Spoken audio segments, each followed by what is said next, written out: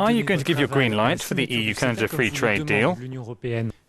I clearly said we have to follow the benchmarks that were set by my Parliament, and I told that to the European Commission 1 year ago. It turns out that the Parliament of Wallonia has the same powers as all the other national parliaments in the EU.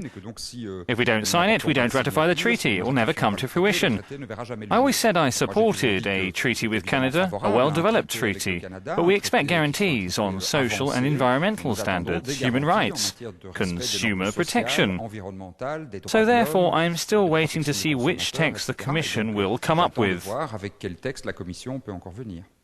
Is that a clear no, or are you ready to negotiate further? I already said it's not a point-blank no, it's not a veto. I told the Commission what our remaining difficulties were last Monday. The Commission put forward an additional text. We checked it. I submitted that text to the Parliament of Wallonia. I told my Parliament what the breakthroughs were. I wanted to welcome them as well as the constructive work achieved. But I did add which shortfalls still remain in terms of protecting our agriculture, in terms of arbitration rules or techniques. I also wanted to make sure that only truly Canada-based companies with real business activities in Canada could use the treaty, so it avoids becoming a Trojan horse for multinationals from other countries.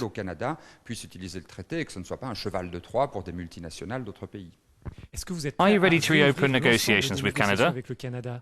The best would be to reopen negotiations with Canada. I think that Wallonia is not the only one struggling with this agreement.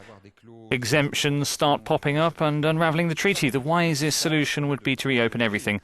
The minimum would be to be given legally binding guarantees. I don't want to be stuck on a deadline. I think that having a closed schedule or an ultimatum won't make negotiations any easier. I believe that if negotiations are to succeed, partners should not be pressurised in taking a closed deadline which would lead to a no. We should rather keep the game wide open. The timing now depends upon the proposals that will be made. If we quickly receive very constructive proposals, things can move quickly. If not, it will take more time. You're almost like a small village of Gauls holding out against the pressure of the EU and Canada.